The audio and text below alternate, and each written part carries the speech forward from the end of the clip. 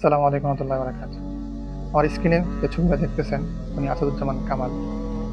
আমি আপনাদেরকে আরেকটা ছবি দেখাই। দেখেন ওই ব্যক্তিটাকে চিনেন কিনা? এখন যে ছবিটা দেখতেছেন, উনিও আসাদুজ্জামান কামাল। কতটা ভিন্ন লাগতেছে না? মনে হইতেছে না এটা এক লোক, ওইটা আরেক লোক। সবারই এরকম লাগতেছে এবং এটা নিয়ে গতকালকে খুব আলোচনা, ট্রল অনেক সামাজিক মাধ্যমে এই জিনিসগুলা সবাই করতেছে। আমি আপনাদেরকে এখানে একটা কোরআনের আয়াত শেয়ার করব। আল্লাহ তাআলা কোরআনে বলছেন, তালফাহু উজুহাহুম নার ওয়া হুম ফিহা কালিহুন।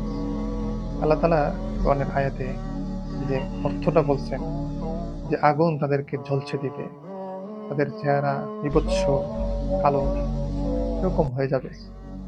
তো তাফসিরে অনেক কিছু বলা হইছে, বাট তাফসিরের দিকে যাচ্ছি না। কোরআনের আয়াতের প্রসঙ্গটাও ওইভাবে এটার সাথে মিলে না। তারপরও এই যে ক্ষুদ্রতম একটা মিল পাওয়া যায়।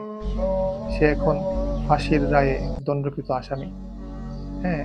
অনেক লড়াই, অনেক ক্ষমতার লড়াই চলছিল। আজকে তাদের বরত্ব, তাদের ক্ষমতা সবকিছু চোখের সামনে আল্লাহ তাআলা দেখাই দিছেন। যে আল্লাহ তাআলা চাইলে কি না করতে পারেন। হ্যাঁ, এটা আপনার জন্য মেসেজ। যারা দেখতেছেন, হ্যাঁ, আপনার জন্যই মেসেজ। সুতরাং আজকের দিনটাকে ভয় করুন। কালকে এমন দিন আসবে, যদি নিজেকে এরকম বড় মনে করেন, আল্লাহ তাআলা কাল হাসরের দিন আপনাকেও পাকড়াও করবে।